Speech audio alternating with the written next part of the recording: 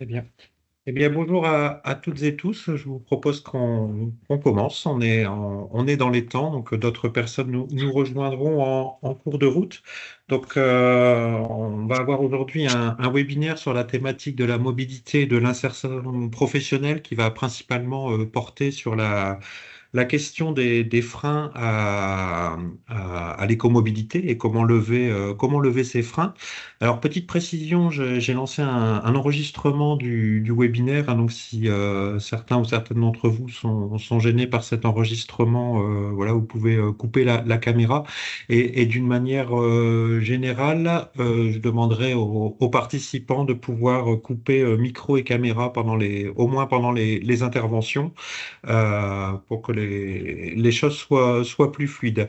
Et donc le webinaire sera enregistré et bien sûr diffusé à l'ensemble des personnes qui étaient inscrites aujourd'hui, qui en avaient fait la demande. Voilà, donc je vais partager mon écran.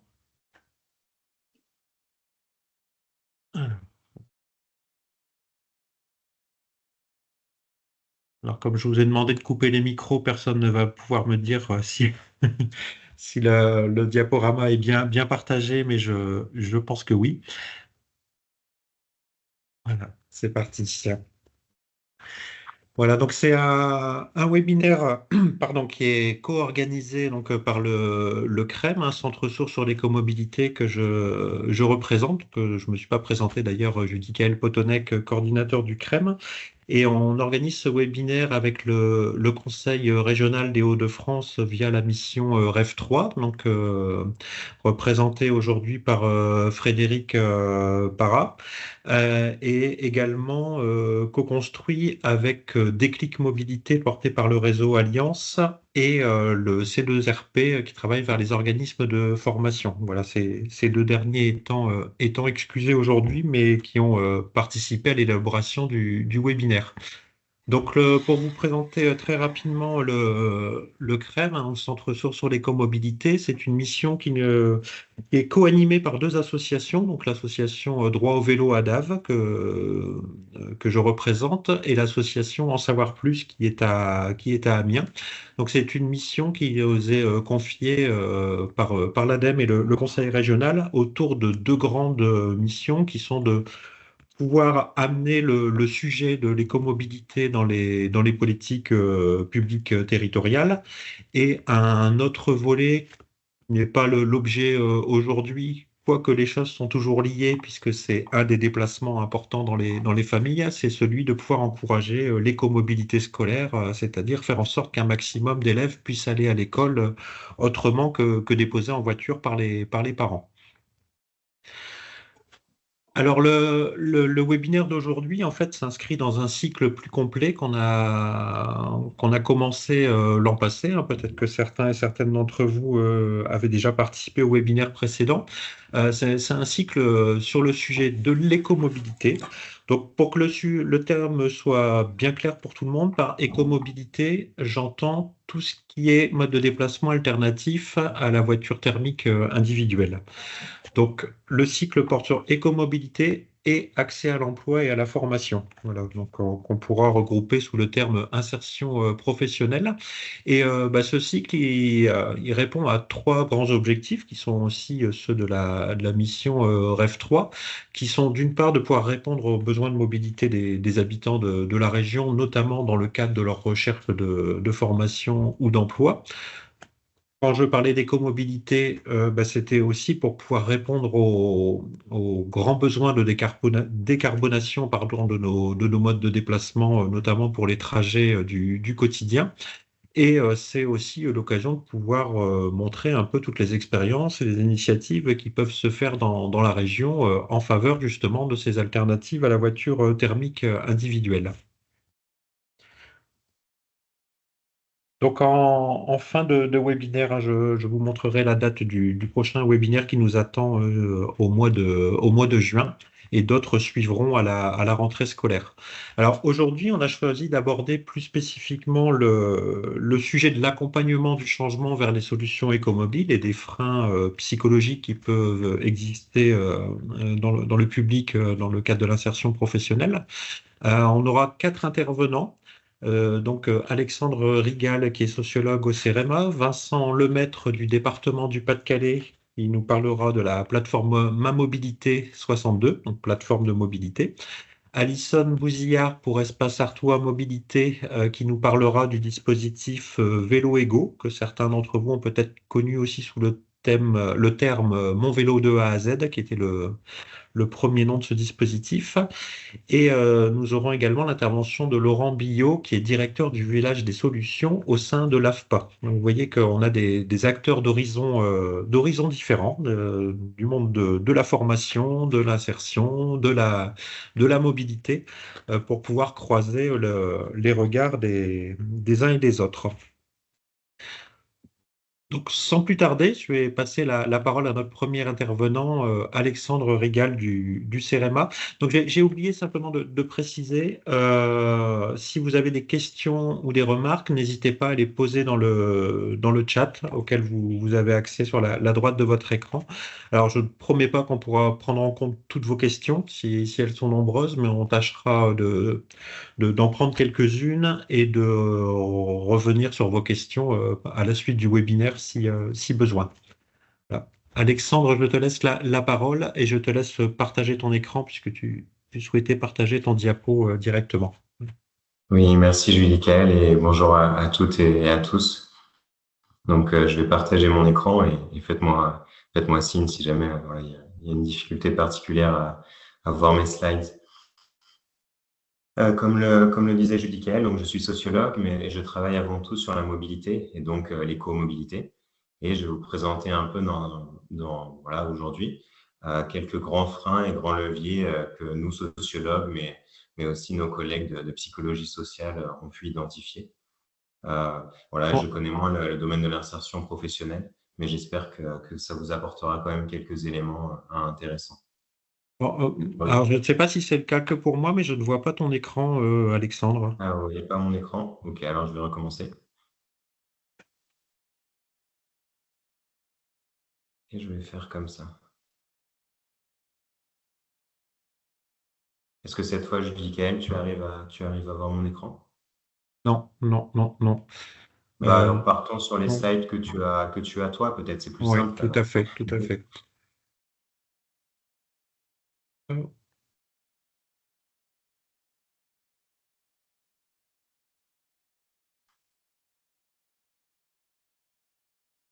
Voilà. Est-ce qu'on voit bien mon écran? Oui, cette fois, oui. En tout cas, je le Voilà. vois. Très bien. Moi, je te laisse me dire quand changer les slides. Oui, alors ben, en deux mots, peut-être vous connaissez le CRMA, peut-être pas, mais voilà, nous sommes une agence publique qui a vocation à proposer de l'expertise à l'État et aux collectivités territoriales. Mais on peut avancer, s'il te plaît.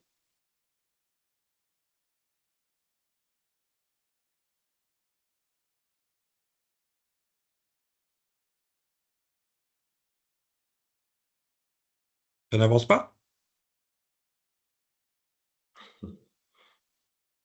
Comme quoi, on a beau avoir répété, il y a Oui. toujours des surprises techniques.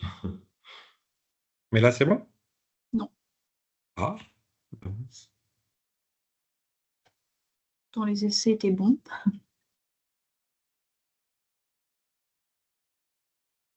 Vous voyez mon écran, mais sans changement de slide? C'est ça. Mhm. Je vais quitter le partage et reprendre. Ah, il y a 2 minutes.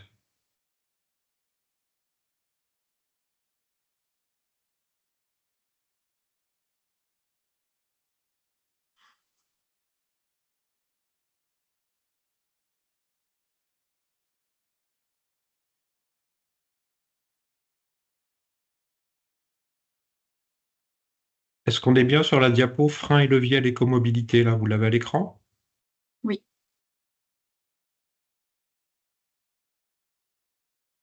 Alexandre, je te laisse continuer.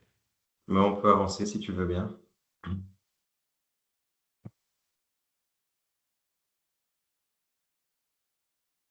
Je viens d'avancer sur la suivante, mais comme je ne t'entends pas, je me dis que ça ne fonctionne pas. Non. Aïe, aïe, aïe. Est-ce que le partage est bien arrêté de ton côté, Alexandre? Je crois, je peux essayer une dernière fois de partager de mon côté.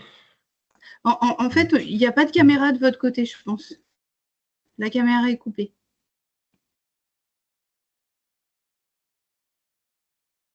Est-ce que cette fois le partage fonctionne chez moi?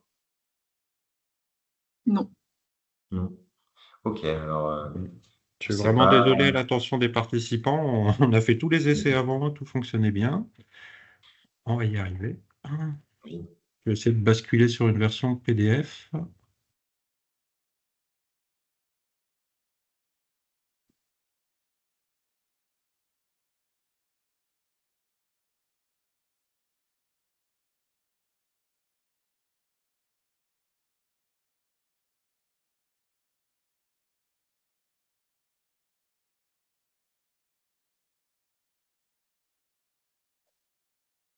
Est-ce que mon écran s'affiche?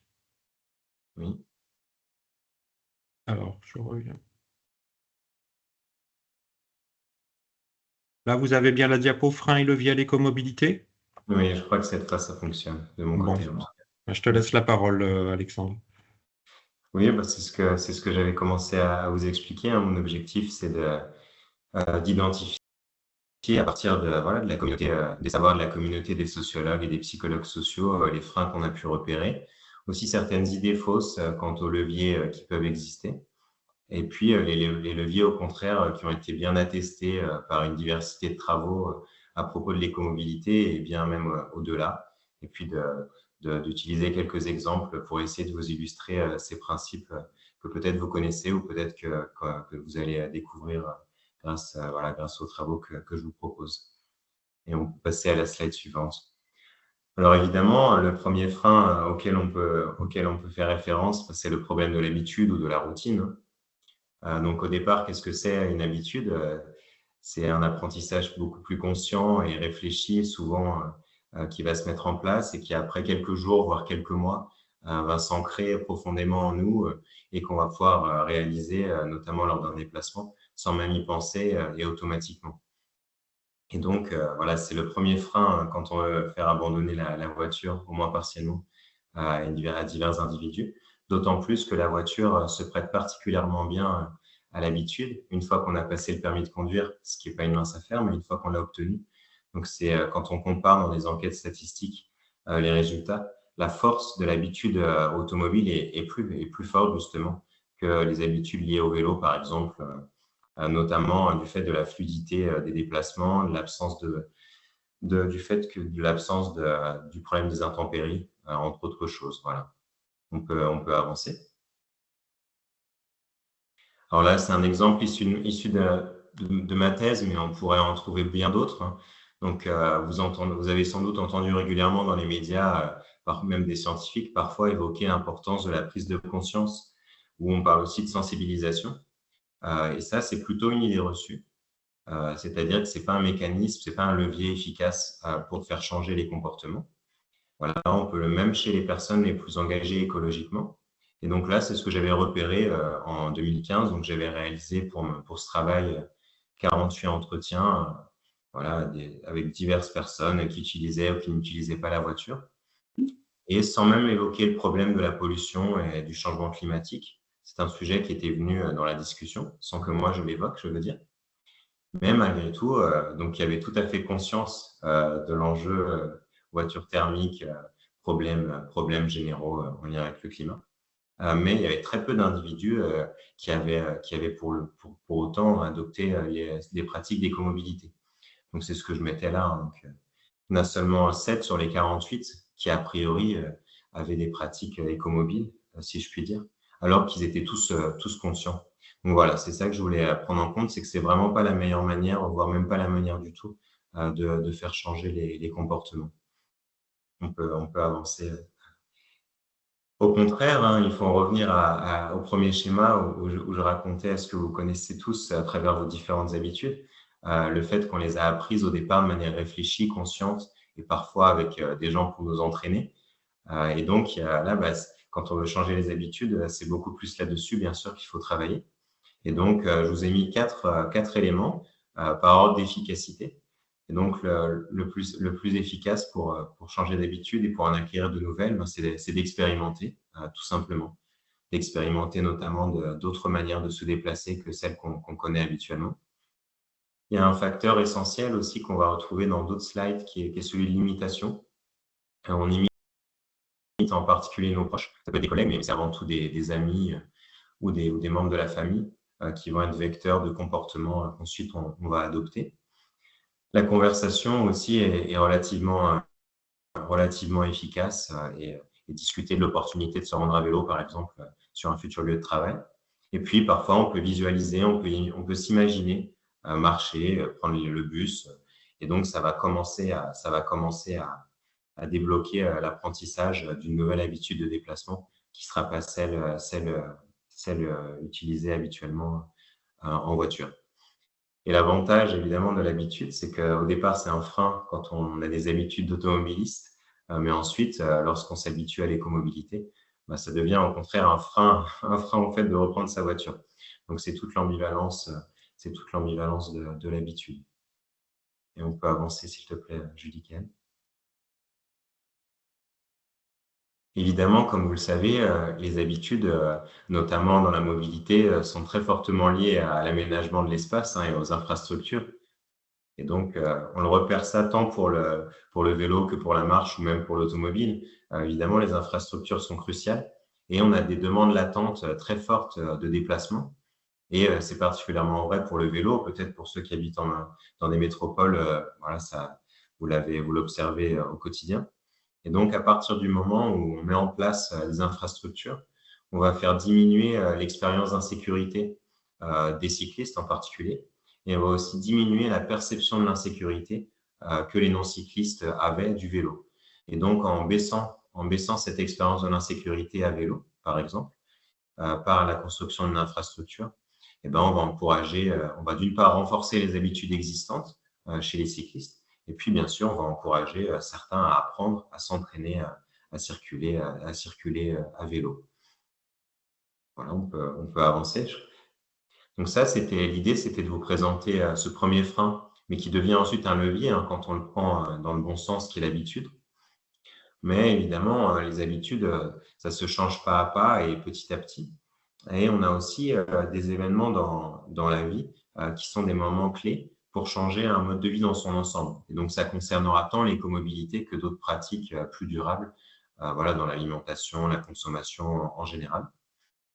C'est ce que nous, on appelle des événements de vie ou de la vie. Ça peut être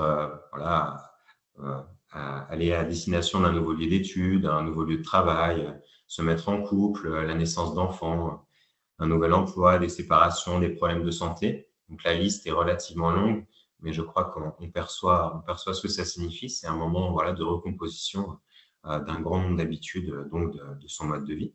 Et donc, c'est particulièrement propice pour inciter les individus à adopter l'écomobilité. Il y a un problème malgré tout, qui est que la plupart de ces événements de vie adviennent chez des individus grosso modo entre 15 et 35 ans. Et donc, de ce fait, c'est la tranche d'âge sur laquelle on est le plus malléable, on est le plus à même d'adopter une nouvelle pratique. Mais inversement, les personnes qui ont dépassé cette tranche d'âge auront tendance à vivre moins ces événements et donc à avoir moins de potentiel en fait à changer grâce à ces événements. Donc, ce sera plus difficile de les inciter. On peut encore avancer. Donc, pour vous donner un ordre d'idée, évidemment, ce sont des événements qui touchent la plupart des Français, mais on est vraiment sur des chiffres assez importants. Si on prend le déménagement, par exemple, qui suppose un changement d'habitude de déplacement en termes d'itinéraire à minima et assez régulièrement, je crois pour environ 20% des gens qui déménagent en France, une diminution de l'usage de la voiture. Donc, ça signifie des masses de personnes assez importantes, parce qu'en 2014, qui étaient les chiffres les plus récents que j'avais trouvés, on avait 7 millions de personnes qui avaient déménagé. Donc, ça ne signifie pas qu'en 10 ans, l'ensemble des Français auront déménagé, puisque à nouveau, les jeunes déménagent plus. Mais malgré tout, sur une vingtaine d'années, on a pratiquement l'ensemble des Français qui auront déménagé. Donc, c'est un moment clé pour agir sur leur pratique de déplacement. Voilà, et comme je l'écrivais en dessous, Donc, la moitié des déménagements adviennent en même temps que des changements de situation personnelle du type que j'évoquais, des événements de la vie du type mise en couple, divorce, naissance, etc. Et donc, c'est un moment dont certaines villes ou certains territoires se saisissent d'ores et déjà et qui, voilà, on a un potentiel de changement assez important. Il y a d'autres profils qui se prêtent particulièrement à l'adoption de l'écomobilité et au changement d'habitude et au changement de mode de vie. Donc, sont les célibataires. Et donc, les célibataires, parce qu'évidemment, comme vous vous en doutez, ils ont beaucoup moins d'engagement, notamment, et de contraintes en termes d'agenda, contrairement, par exemple, aux mères de famille, pour prendre un exemple un peu caricatural. Et on est sur un groupe qui maintenant représente pratiquement 20% de la population française. Et donc, c'est un groupe qui est non négligeable et sur lequel aussi on peut envisager des changements assez importants. Ce que je n'ai pas dit, c'est que l'idée reçue, ce serait d'imaginer qu'on puisse tous changer en même temps de la même manière. Je pense qu'il est évident que ce n'est pas le cas pour tout le monde, mais malgré tout, dans les politiques publiques, parfois, ce n'est pas pris en compte ou pas pris en compte assez précisément. Et donc là, au lieu d'envisager un changement en masse, on voit qu'on a des moments clés dans la vie durant lesquels on peut changer. Et puis, on a aussi des profils et des modes de vie type le mode de vie des célibataires qui vont être plus favorables à ces changements.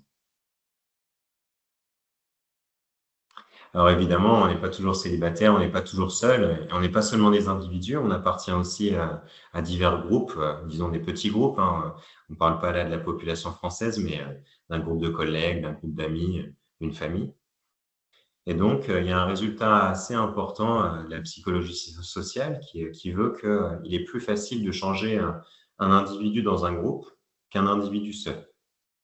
Pourquoi? Parce que, à nouveau, par imitation et par conformisme, il ne faut pas le prendre au sens péjoratif du terme, mais tout simplement parce qu'on fait confiance à ses proches et qu'on a tendance à vouloir faire comme eux. Eh bien, voilà, si on arrive à changer les normes au sein d'un petit groupe, on aura plus facilement un changement chez les individus qui composent ce groupe. Deuxième principe, ça revient à l'idée qu'il vaut mieux expérimenter que visualiser ou discuter. Plus on est actif dans la prise de décision, et bien plus il y a de chances que la décision de changer de comportement va adhérer et va être effective dans les habitudes ensuite de déplacement de la personne. Donc, c'est ce que j'ai voulu illustrer en disant que, par exemple, une conférence était moins efficace qu'un groupe de discussion. On voit bien pourquoi, parce que dans la conférence, on est beaucoup plus passif. C'est ce que je vous disais aussi, une décision individuelle est moins engageante parce qu'on ne s'engage qu'auprès de soi-même et pas auprès d'autres personnes. Au contraire, les décisions collectives et publiques nous engagent les uns envers les autres. Et donc, on a beaucoup plus de personnes qui pourront nous rappeler notre décision. Et voilà, et donc ça crée aussi un effet important. Et donc, l'objectif, si on le peut, c'est de partir plutôt de groupe que de l'individu, sauf, comme je le disais, s'ils sont dans des situations très spécifiques, isolés, en tous les cas célibataires par exemple, isolés s'ils sont nouvel arrivants dans une ville après un déménagement, ou alors lorsqu'ils vivent un événement de la vie tel qu'évoqué. Mais en règle générale, il vaut mieux partir d'un groupe, si possible, qu'un individu isolé. Ensuite, on va réfléchir à comment diffuser des comportements de l'ordre de l'écomobilité et des normes en lien. Et donc, en général, l'écomobilité, et notamment dans le vélo, quand le vélo a été promu à nouveau, il a été promu par des groupes assez petits, restreints et souvent assez radicaux. Je vais vous donner des exemples ensuite, avec une identification du vélo très forte, soit à l'écologie, voire même à la remise en cause de la société de consommation. Et donc, il y a des groupes comme ça qui ont inventé, par exemple, le vélo partagé, qui ont inventé toutes sortes d'institutions comme les ateliers d'autoréparation de vélo, peut-être que vous connaissez, qui sont des lieux où on va apprendre à réparer soi-même son vélo. Donc voilà, c'est des groupes finalement un peu plus radicaux d'innovateurs. Et ensuite, le problème, ça va être de passer à une diffusion plus massive des comportements qui auront été inventés dans ces groupes. Et donc là, à ce moment-là, il va falloir sans doute faire baisser le niveau d'engagement et de radicalité demandé par le groupe et adapter les lieux d'accueil. Donc là, c'est ce que j'évoque, c'est ce que j'essayais de montrer à travers 2 photos d'ateliers d'autoréparation de vélo dans lesquels j'avais travaillé. Vous en avez un, ou peut-être vous voyez les affiches, vous voyez un vieux garage, peut-être pas accueillant pour tout un chacun, avec, voilà, vous ne voyez peut-être pas très bien à l'écran, mais avec tout un tas de symboles très critiques de la société telle qu'elle est. Puis de l'autre côté de la flèche, vous avez un atelier qui, au contraire, avait pour vocation à ressembler à un magasin. Donc, c'est le même principe. Les deux ateliers ont pour objectif de vous apprendre à réparer votre vélo lorsque vous rencontrez une panne. Mais on voit qu'en fonction de l'esthétique, les pionniers d'un côté contre-culturel et ensuite ceux qui les ont suivis ont adopté d'autres esthétiques qui renvoient aussi à une volonté d'ouvrir la pratique et l'institution en question à de plus en plus de monde. Donc voilà, et c'est quelque chose qu'on a aussi repéré à une toute autre échelle. Dans l'histoire du retour du vélo aux Pays-Bas, que peut-être vous connaissez, voilà, c'est une histoire évidemment compliquée, mais pour la rappeler en 2 mots, dans les années 60, vous avez, comme dans les mouvements de mai 68 en France, vous avez toute une jeunesse très alternative. Et donc, vous avez même des militants du vélo qui ont été élus à la mairie d'Amsterdam, mais qui n'ont jamais été en capacité de faire passer des réformes pour le vélo, parce qu'elles étaient trop critiques pour parvenir à des compromis. Mais il se trouve que quelques années plus tard, dans les années 70, il y a eu des décès, des enfants qui sont morts en se rendant à vélo à leur école. Et là, lors de ces événements, des parents se sont mobilisés. Et ils n'ont plus adopté l'image du vélo comme symbole de lutte contre la société telle qu'elle est, mais au contraire, ils ont essayé de promouvoir le vélo comme une pratique d'enfants et d'enfants mis en danger. Et donc, de ce fait, je pense qu'on le sent bien, c'était infiniment plus consensuel. Mais en même temps, pour promouvoir le vélo comme mode de transport le plus sécurisé possible, notamment pour les enfants, ils ont eu recours aux manières de se mobiliser, de manifester, inventées par les plus radicaux. Également, l'expertise des plus radicaux a permis les premiers aménagements cyclables adaptés.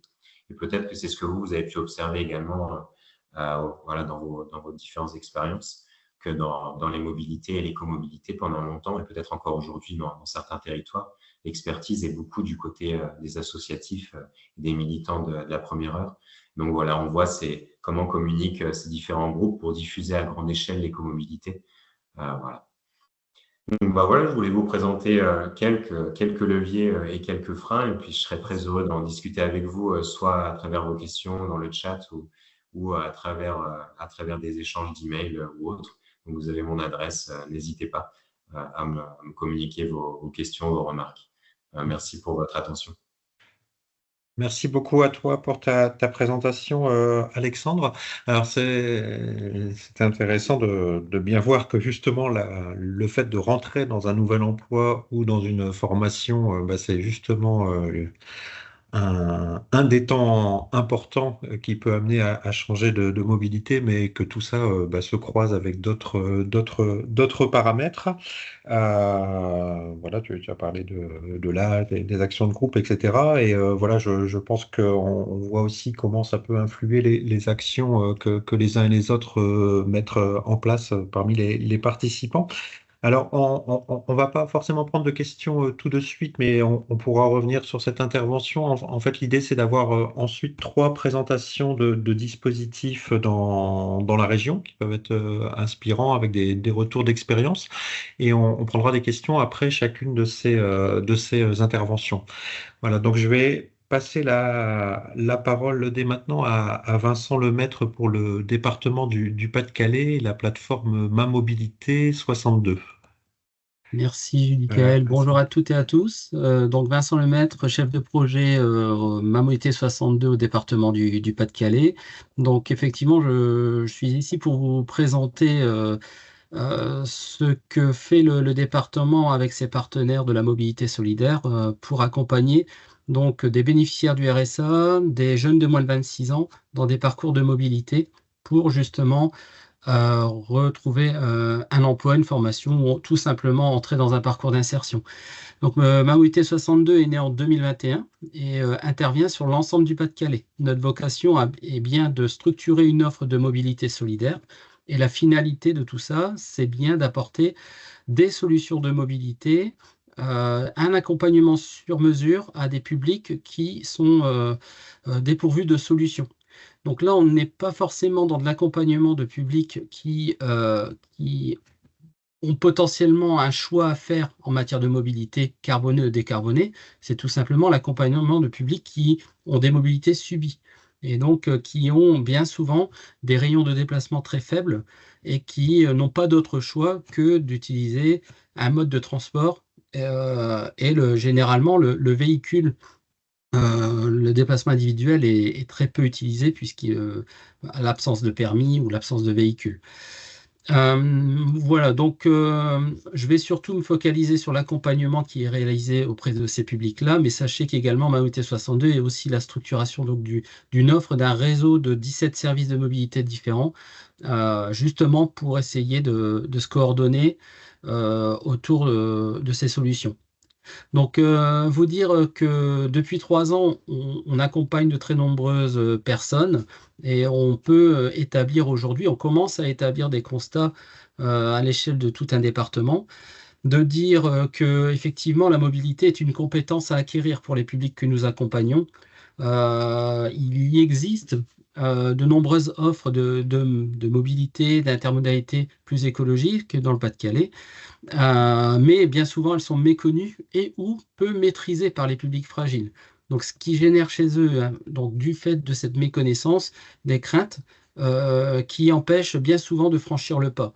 Et vous verrez par la suite que le premier des réflexes quand une personne se présente devant nos conseillers mobilité, c'est de dire j'ai besoin d'un véhicule pour me déplacer. Et tout simplement parce qu'il y a une méconnaissance de l'offre alternative. Et puis, il y a aussi des services. Aujourd'hui, on constate qu'il y a des services et des infrastructures mobilité qui ne sont pas forcément adaptés au public que nous accompagnons. J'y reviendrai tout à l'heure.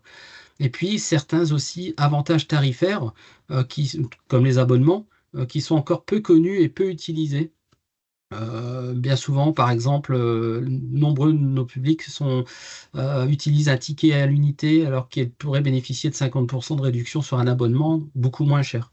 Donc tout cela demande beaucoup d'informations mais aussi de pédagogie.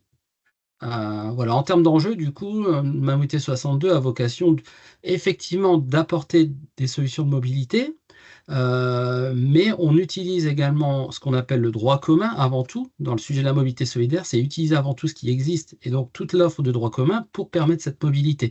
Et bien évidemment, le transport collectif fait partie notamment des solutions que nous envisageons avec les bénéficiaires. Donc on informe davantage sur l'existence de l'offre de transport alternative à la voiture, parce que ça peut être aussi une solution de mobilité immédiate, alors que le permis de conduire ou la voiture individuelle peut être une solution, mais sur du moyen terme. Voilà, donc je vous le disais, beaucoup de pédagogie, c'est-à-dire qu'il est important, et on prend le temps, à travers l'intervention de nos conseillers mobilité, d'expliquer le fonctionnement d'un service et sa plus-value sur la mobilité du quotidien. On a beaucoup de solutions qui sont en train de se développer, notamment dans les cœurs urbains, mais encore faut-il que nos publics comprennent leur fonctionnement. Et ce n'est pas forcément parfois évident à adhérer. Et donc, on réalise effectivement un accompagnement sur mesure auprès de ces publics. Donc, sur la slide suivante, j'ai dit Kael. Donc là, je vous ai fait un petit bilan qualitatif, mais sur 3 ans, on a aussi quelques chiffres à vous exposer. Je vous le disais, effectivement, la première des choses, la première des sollicitations des publics, c'est je veux obtenir le permis de conduire pour avoir un véhicule pour me déplacer seul. C'est vraiment une surreprésentation des besoins qui sont exprimés à l'échelle départementale. Depuis 3 ans, nous avons décelé plus de 4400 problématiques de mobilité et 40% d'entre elles sont liées à l'obtention du permis. Donc, voilà, plus de 2600 liées à la voiture. Et l'objectif des conseillers, c'est bien ça, c'est de montrer que ce n'est pas forcément la seule des solutions. Et donc, on apporte du coup de la connaissance sur l'existant. Beaucoup de nos publics se déplacent à pied, bien souvent, ou à vélo, de temps en temps en transport en commun, et donc ça limite très fortement leur rayon de déplacement. Et quand on parle de lever le frein à la mobilité pour retourner à l'emploi, c'est vraiment un enjeu très important. Voilà, donc on voit que les freins cognitifs, c'est-à-dire que la méconnaissance de l'offre de transport est 3 fois plus représentée en milieu urbain qu'en milieu rural, là où justement l'offre de transport existe et le plus développée. Donc il y a un gros travail que nous menons actuellement là-dessus, et effectivement c'est un travail de longue haleine et qu'il faut pérenniser dans le temps. Et puis, un chiffre qui est assez parlant, 60% des publics que nous accompagnons déclarent faire moins de 10 km de déplacement. Bien souvent, alors qu'on accompagne à peu près la moitié de femmes et la moitié d'hommes dans le dispositif, c'est bien souvent les femmes qui sont concernées par ce manque de déplacement lointain, on va dire. Et 14% de l'ensemble de nos publics font moins de 20 km.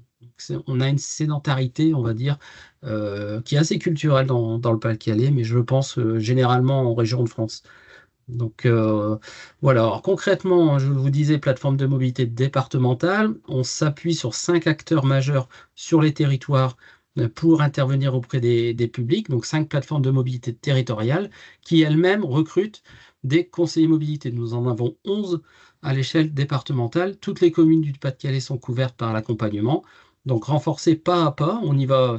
C'est des accompagnements qui peuvent durer entre 4 et 6 mois, c'est assez long, justement parce que il ne suffit pas forcément, je parle encore une fois des publics éloignés de l'emploi, passer une information, ça ne suffit pas. Il faut vraiment prendre le temps d'expliquer et apporter par de la théorie, mais aussi, j'y viendrai, mais aussi de la pratique, la manière, comment on utilise un train, comment on réserve un transport à la demande, comment on loue un vélo, assistance électrique, etc.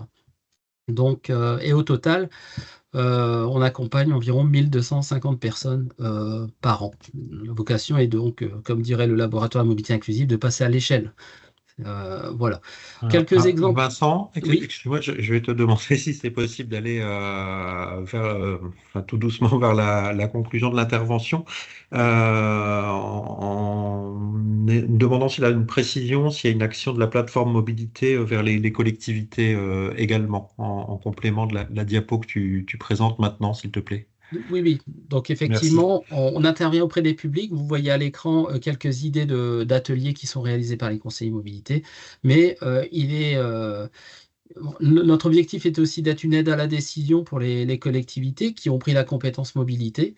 Et justement, il y a tout un volet mobilité solidaire qui fait partie de cette prise de compétence. Et nous sommes vraiment à disposition pour apporter des éléments très factuels sur le besoin des publics éloignés de l'emploi en matière de mobilité et d'écomobilité. J'ai un exemple très rapidement sur le secteur du bassin minier à Mazingarbe, la plateforme Espace Mobilité de l'Artois que Alissane représente aujourd'hui, est intervenue auprès de la commune pour expliquer qu'il y avait une offre alternative à la voiture, des voitures en autopartage, du transport à la demande. Il suffisait simplement de réexpliquer à la population que ça existait et surtout d'expliquer la manière dont on utilise ces services alternatifs. Voilà, donc n'hésitez pas à m'interpeller par la suite. C'est vrai que là, on est pris peut-être par le temps, mais on parvient quand même à des personnes de retrouver un emploi en utilisant du coup de l'offre de droit commun et d'écomobilité. Alors, je crois que c'est aussi une intervention. Voilà, c'est à toi de voir, Judicaël. Tu es le maître du temps, donc tu me Merci dis. beaucoup, Vincent. Ouais, je suis désolé, j'ai le rôle du méchant qui doit couper Non, non, la non, je parole, mais t'en c'est vrai que le temps file très vite. Et désolé si je génère de la frustration aussi chez les participants. Frédéric, est-ce qu'il y a une ou deux questions qui sont remontées dans le chat qu'on pourrait prendre Alors, maintenant? oui, il y a une interpellation sur la fiabilité des services de transport collectif avec des problèmes de retard qui peuvent être dissuasifs pour les personnes en emploi. Peut-être si Madame Marcelin souhaite préciser cette question. Oui, bonjour. C'est pas vraiment une question, c'est plus une remarque. En vérité, alors bon, moi j'ai la chance, d'être cadre, donc d'avoir quand même un peu plus de facilité, mais je fais Lille, Arras plusieurs fois par semaine, et c'est vrai que une fois à Arras, donc dans le Pas-de-Calais, la fiabilité des transporteurs, donc notamment le réseau Artis, hein, mais j'ai vécu aussi à Boulogne-sur-Mer, donc sur la côte, donc là où c'est un autre transporteur, enfin une autre boîte, c'est dissuasif. Et donc pour des personnes qui sont en emploi mais fragiles dans l'emploi ou qui sont en train de lever les freins, c'est vrai qu'on leur dit allez prendre le bus, etc. Oui, mais derrière, si ça me met en difficulté, ben non, en fait, je vais faire autrement.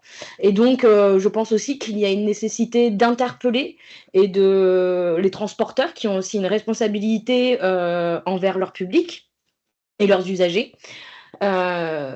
Sans parler du fait que, bon, ben, ensuite, bon, enfin, comment dire, excusez-moi, je m'emmêle un peu les pinceaux. Mais voilà, c'est difficile. Après, je sais qu'il y a aussi de très bonnes volontés hein, sur le territoire, etc. Par exemple, à Boulogne-sur-Mer, je sais que la mission locale donnait des tickets de bus à certains jeunes notamment, parce qu'ils accompagnent surtout les jeunes, mais la mission locale aujourd'hui est regroupée avec d'autres, avec la maison de l'emploi, etc. Donc, il y a aussi des publics adultes. Donc, il y a un accompagnement à la mobilité. Et effectivement, les personnes, il faut presque les prendre par la main, les amener dans le bus et leur montrer qu'il n'y a rien de sorcier pour sortir des quartiers prioritaires de la ville, par exemple, parce qu'on est sur des publics particulièrement vulnérables. Et donc, voilà, je sais que je soulève plusieurs choses. Je sais qu'il y a des initiatives sur le terrain, mais c'est quand même compliqué quand derrière, on fait de l'affichage et qu'on ne peut pas aussi assurer à des personnes, comme je dis, qui sont fragiles en emploi, qui ne sont pas sur des emplois forcément très, très valorisés et qui, en fait, et qui ont un management peut-être un peu moins souple. Voilà, et, la troisième fois où on arrive en retard et où on risque son boulot, qu'on a déjà eu du mal à trouver, bah oui, ça fragilise encore plus. Et donc, c'est aussi une rupture de confiance envers les institutions. Voilà, c'est une longue remarque, hein, je vous prie de m'excuser. C'est une remarque intéressante en tout cas. Donc j'ai bien compris que c'était une remarque et pas nécessairement une question, hein, mais quelque chose qui venait enrichir le débat en quelque sorte. Enfin, c'est bien ça, Madame Marcelin. Tout à fait. Voilà. Merci beaucoup. Alors, je suis désolé encore une fois, comme on est pris par le temps, je vais passer directement la parole à l'intervenante suivante, donc en remerciant à nouveau Vincent pour sa prise de parole. Et donc, je vais passer la parole à Alison Bouzillard pour une présentation du dispositif Vélo Ego. Donc, je vais à nouveau partager mon écran. Merci, Julie-Gaëlle.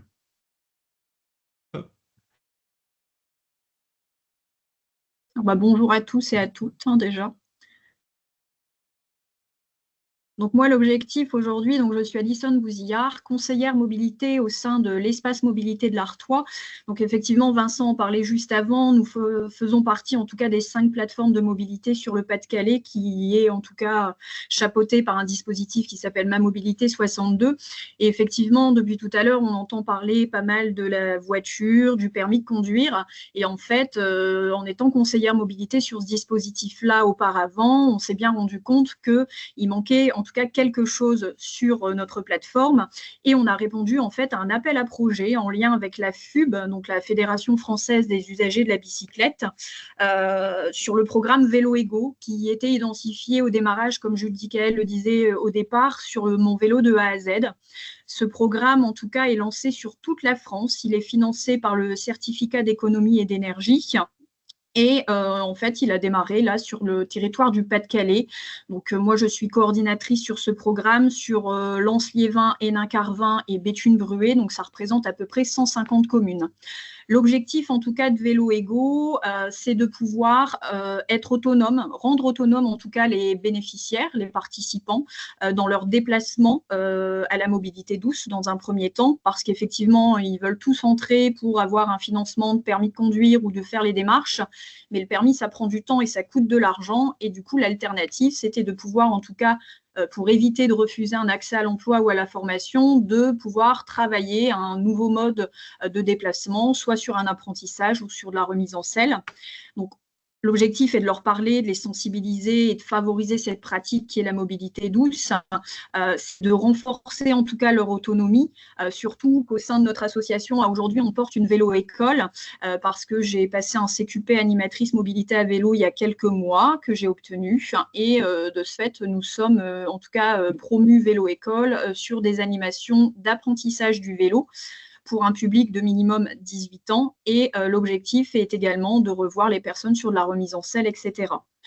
Renforcer l'autonomie également sur l'entretien, la mécanique, parce qu'il y a des petits ateliers qui sont mis en place, je vous en reparle juste après. L'objectif de cet accompagnement, dans un premier temps, il est concentré sur de l'individuel parce qu'on est sur un parcours qui est personnalisé et totalement gratuit pour la personne. Et ensuite, on part sur des cours un petit peu plus en collectif. Donc ça, c'est le programme. Pourquoi l'accompagnement vélo-égo a en tout cas été mis en place? Il est mis en place globalement pour des personnes très éloignées de l'emploi, pour peut-être les rendre déjà plus autonomes dans leur vie personnelle, soit pour se rendre sur des démarches d'insertion, pour se rendre sur des pôles santé parce qu'ils ont des rendez-vous médicaux, ou juste pouvoir se déplacer avec les enfants en balade ou les amener même juste à l'école. Ça peut être en tout cas une solution de pouvoir les intégrer. Ensuite, le Graal, j'ai envie de dire, c'est de pouvoir les amener à l'emploi ou à la formation. Donc, Judicaël, c'est juste la slide après. Donc, l'accès à l'emploi, à la formation, en tant que plateforme de mobilité, on a un réseau très fort avec toutes les institutions. On a France Travail qui est en tout cas prescripteur. On a les missions locales, les structures d'insertion et j'en passe. Donc, l'objectif, c'est vraiment de trouver une solution de mobilité et de rendre autonomes les personnes pour, en tout cas, des personnes qui ont peut-être un projet professionnel dans la logistique avec des horaires en décalé pour qu'ils soient plus libres et autonomes. Des personnes, j'interviens aussi dans des organismes de formation qui préparent des titres pro, assistantes de vie aux familles. Et l'objectif, en tout cas, c'est qu'elles peuvent ou qu'ils peuvent se déplacer plus facilement entre une personne à l'autre pour faire ce petit trajet et de contribuer en tout cas au bien-être et d'éviter aussi de l'absentéisme parce qu'aujourd'hui, on leur parle de covoiturage, mais on sent qu'il n'y a pas forcément une totale confiance aussi en la personne. Donc ça peut être aussi un accès de les rendre totalement libres. Et c'est très souvent un mot qui revient quand on leur parle du programme. Donc ça, c'est vraiment le public suivi. Alors, les bienfaits du vélo,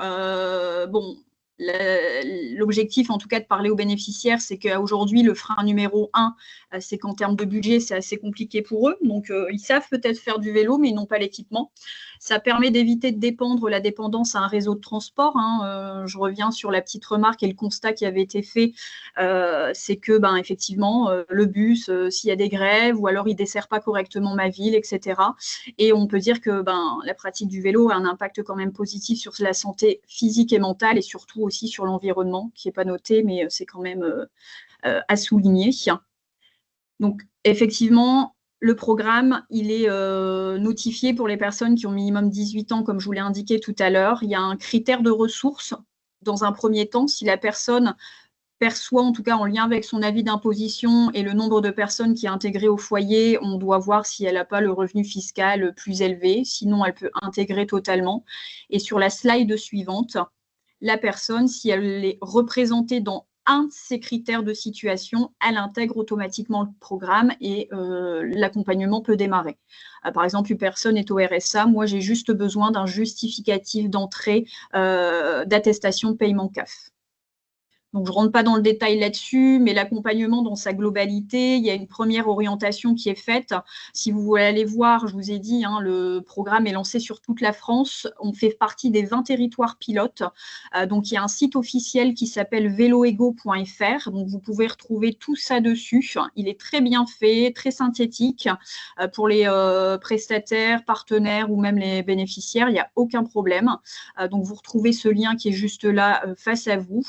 Vous avez juste sur la slide d'après, Judicaël, l'interface où les personnes en fait peuvent s'inscrire par elles-mêmes. Il y a un petit onglet tout en haut à droite, s'inscrire. Donc, soit la personne s'inscrit par elle-même, soit la personne passe par moi et c'est moi qui l'inscris, ou alors c'est un prescripteur tel qu'un référent RSA, un référent France Travail, qui peut inscrire en tout cas la personne sur le programme sans problème.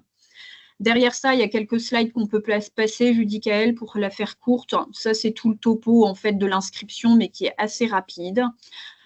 Pour vous accompagner, en tout cas sur le programme, il y a un diagnostic mobilité qui est réalisé. Donc, je suis la personne ressource de ce programme sur, en tout cas, le Pas-de-Calais. Cet accompagnement se fait en individuel ou en collectif. Et il faut savoir que là, en fait, on répond à un petit questionnaire sur les besoins et les contraintes de chaque personne. On établit un minimum de 6 séances obligatoires pour tout le monde et on peut aller jusqu'à 20 séances pour quelqu'un qui est dans l'apprentissage du vélo. Sur la slide suivante, il y a une séance obligatoire qui est la maîtrise du vélo. Donc, on est plutôt en circuit fermé. On ne va pas sur la route tout de suite. On a besoin de voir les compétences de chacun et chacune. Et en fait, on est sur des petits parcours de maniabilité.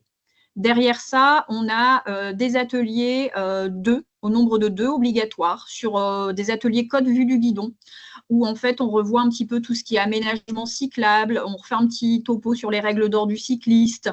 Voilà, on essaye de rebalayer tout ça d'une forme ludique sur 2 temps d'échange. Ensuite, on a une autre séance qui est obligatoire, c'est d'aller sur la route avec les personnes en petit comité.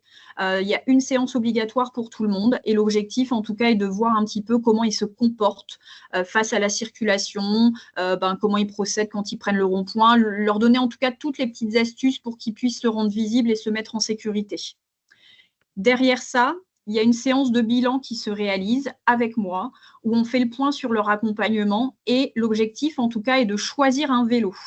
Le choix du vélo se fait parce que grâce au programme Vélo Ego, si la personne a réalisé tout l'accompagnement et qu'il est prêt, qu'il peut être autonome à gambader, j'ai envie de dire, seul, sans nous, l'objectif, c'est de lui offrir un vélo issu du réemploi, donc un vélo seconde main, à hauteur de 150 €. Aujourd'hui, sur le Pas-de-Calais, on a ciblé 4 structures qui nous mettent à disposition des vélos seconde main, qui remettent en état avec un cahier des charges qui est en lien avec la FUB, pour en tout cas remettre tous les équipements de sécurité et par rapport au stock disponible, on leur restitue également un casque et un gilet jaune à la finalité du programme.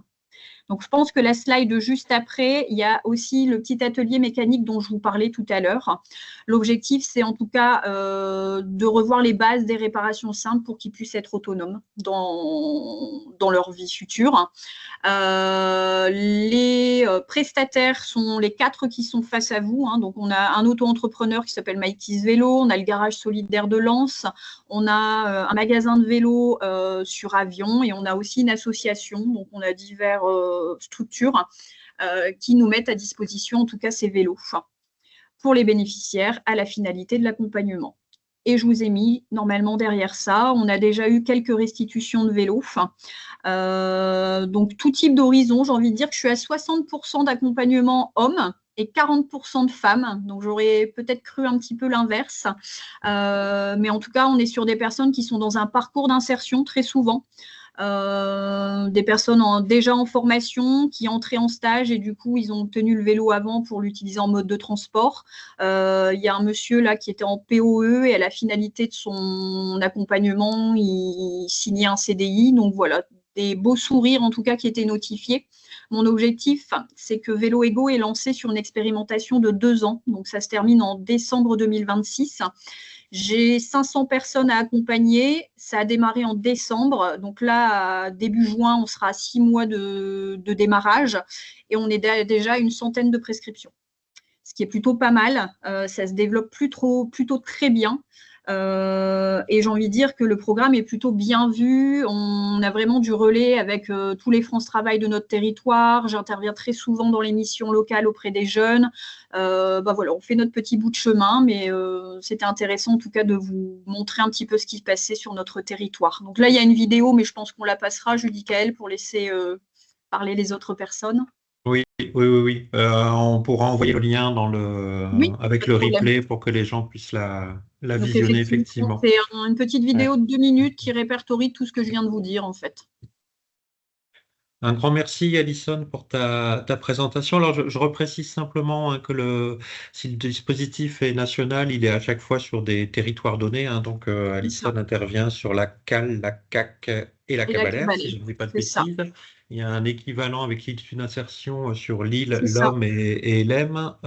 Et voilà, à ma connaissance, il n'y a pas d'autres territoires couverts aujourd'hui par ce dispositif dans la région de France. Mais bon, il y a néanmoins Voilà, et il y a des retours d'expérience intéressants malgré tout à prendre dans cette intervention, bien sûr.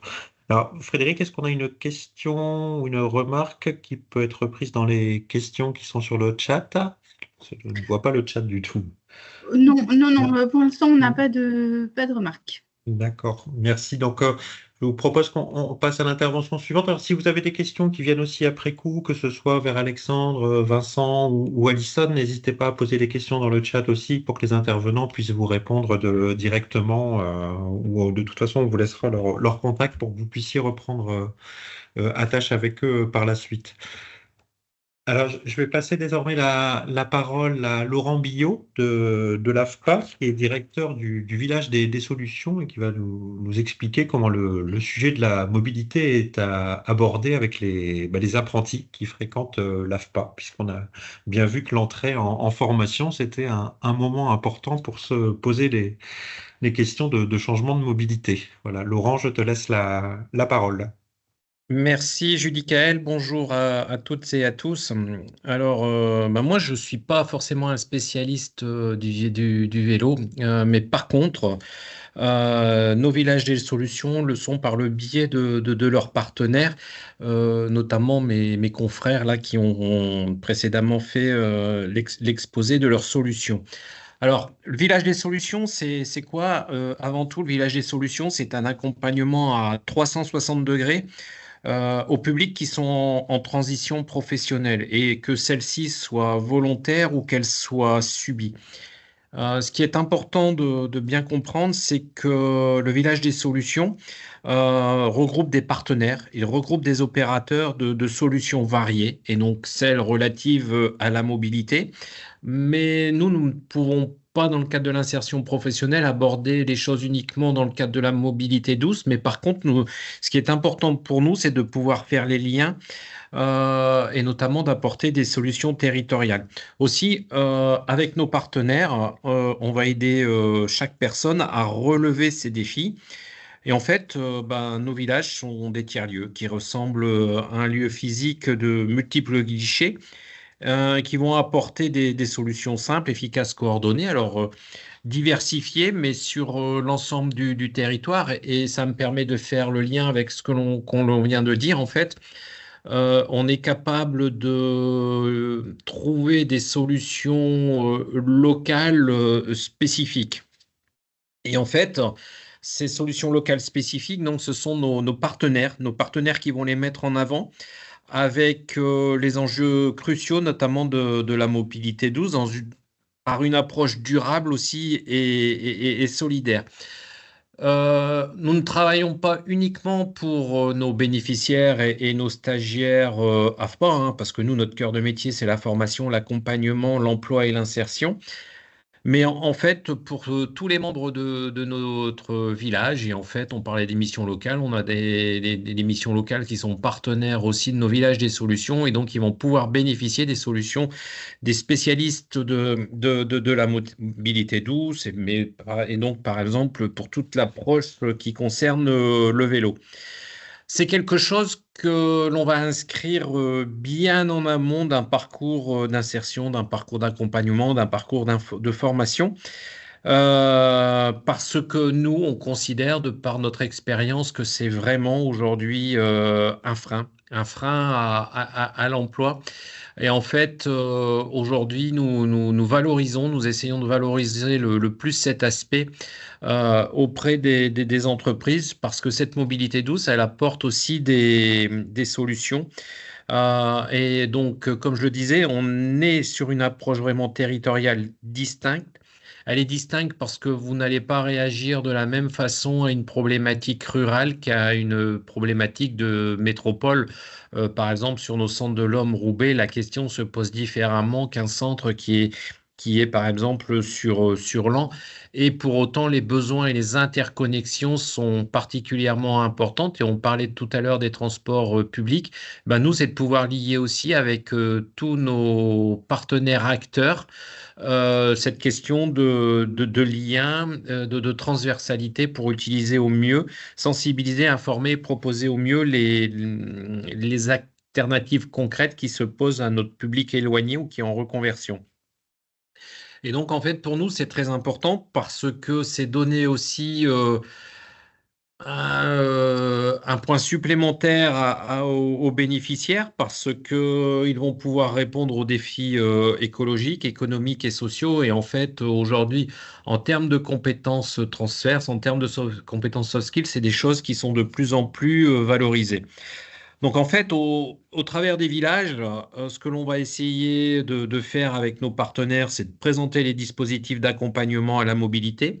Encore une fois, nous, c'est pas quelque chose qu'on sait faire, mais on a vu que avant que je ne prenne la parole, ben, nos partenaires, eux, savaient particulièrement bien faire, et notamment pour tout ce qui peut toucher diagnostic mobilité, pré-vélo, mais aussi les aides financières. Et en fait, on s'attache dès le départ à apporter une solution aux personnes. On va valoriser autant que possible la notion de pratique durable parce qu'on va mener des ateliers sur les bienfaits de la mobilité douce, mais à la fois sur la santé, à la fois sur le budget. On sait que c'est important aujourd'hui pour nos bénéficiaires, mais aussi l'environnement. Et enfin, ben, on va faciliter l'accès à la formation et l'emploi parce qu'on va s'atteler à trouver entre partenaires des solutions complémentaires pour lever les freins géographiques, logistiques, notamment à la reprise d'activité. Donc en fait, ce que l'on fait, c'est tout simplement que l'on reconnecte ben, l'individu à son territoire.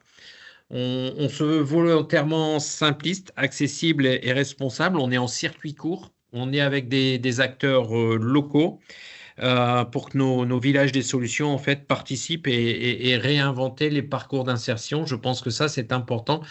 Encore une fois, c'est quelque chose qui a allez, une année. On n'abordait pas ça forcément dans nos cursus, mais en fait aujourd'hui c'est quelque chose qui prend de plus en plus d'ampleur et en fait on se rend compte que par village, hein, on en a 13 sur le territoire Hauts-de-France. Concrètement, là, sur le premier trimestre, on est bien à une centaine de solutions complémentaires qui ont été apportées à nos bénéficiaires, mais aussi à ceux de nos partenaires. Merci beaucoup, Laurent. Bah, à travers cette intervention, on voit aussi hein, qu'il y a, comme l'AFPA est présente sur plusieurs endroits du territoire, il n'y a pas une solution qui peut être la même sur tous les territoires, justement, et qu'il faut s'adapter à chaque fois aussi à l'offre existante chez les différents partenaires que vous pouvez avoir selon les communes où vous êtes présents. Frédéric, est-ce qu'on a des questions pour Laurent dans le chat ou des remarques à nouveau? Pas de questions ni de remarques. Pas de questions ni remarques. Dans ce cas, avant de prendre d'éventuelles d'autres questions et remarques sur l'ensemble des interventions qu'on a eues et sur le sujet abordé, je vais juste vous partager une dernière slide pour vous rappeler enfin pour vous rappeler, non, pour vous informer du prochain webinaire qu'on va organiser. L'invitation va partir très rapidement maintenant, qui sera toujours avec l'angle mobilité et insertion professionnelle, mais où là on se penchera davantage sur la particularité, s'il y en a une, des habitants de quartiers prioritaires, qui sont un public avec lequel la plupart d'entre vous travaillent, je le sais. Donc vous allez bientôt pouvoir vous y inscrire et sachez qu'on programme également, alors plutôt après l'été, un ou peut-être deux webinaires autour du sujet adapter son territoire à l'arrivée massive d'emplois. Donc vraiment, quand on sait qu'il y a des grosses entreprises qui arrivent sur un territoire, comment on amène les solutions de mobilité pour les nouvelles personnes qui vont pouvoir postuler à ces emplois, notamment quand le territoire n'est pas forcément pourvu en itinéraire cyclable ou solution de transport en commun. Je quitte ici le partage de mon écran, parce que depuis tout à l'heure, moi, je ne vois personne. Alors, est-ce qu'on a des questions qui sont arrivées en cours de route? Frédéric, je ne Alors, juste l'ai pas une vu. remarque de Madame Marcelin qui a pris la parole tout à l'heure, donc qui doit nous quitter, mais qui nous rappelle qu'au niveau de la DDETS, elle est référente en apprentissage, jeunesse, insertion, innovation, et que donc elle est très intéressée pour mener des discussions avec qui le souhaite sur le Pas-de-Calais.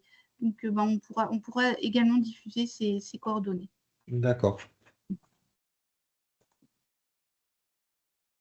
Très bien. Mais écoutez, enfin, s'il y a une dernière question, on peut la prendre oralement aussi, hein, si c'est plus simple que de le taper dans le webinaire. N'hésitez pas à prendre la parole. Très bien. Bah, écoutez, s'il n'y a pas d'autres questions, je vous propose qu'on s'en tienne là pour aujourd'hui. Je remercie à nouveau l'ensemble des intervenants qui ont participé aujourd'hui. Je les remercie aussi d'avoir joué le jeu, d'essayer d'être synthétique sur les présentations, parce que je sais que c'est pas simple et que ça peut générer de la frustration. Et on vous donne rendez-vous donc pour le 5 juin pour le prochain webinaire. Voilà. Bonne fin d'après-midi à tous et toutes. Peut-être Oui. dire également qu'on va diffuser le diaporama. Oui, tout à fait. On va diffuser et le diaporama et le replay pour les participants et toutes celles et ceux qui n'ont pas pu participer. Oui, oui, bien sûr. Et d'ailleurs, vous avez aussi accès sur le site du CREM et celui du C2RP au support et replay des webinaires précédents. On les compile tous sur une même page dont on pourra vous rappeler le lien. Très bien, merci beaucoup. Merci à tous.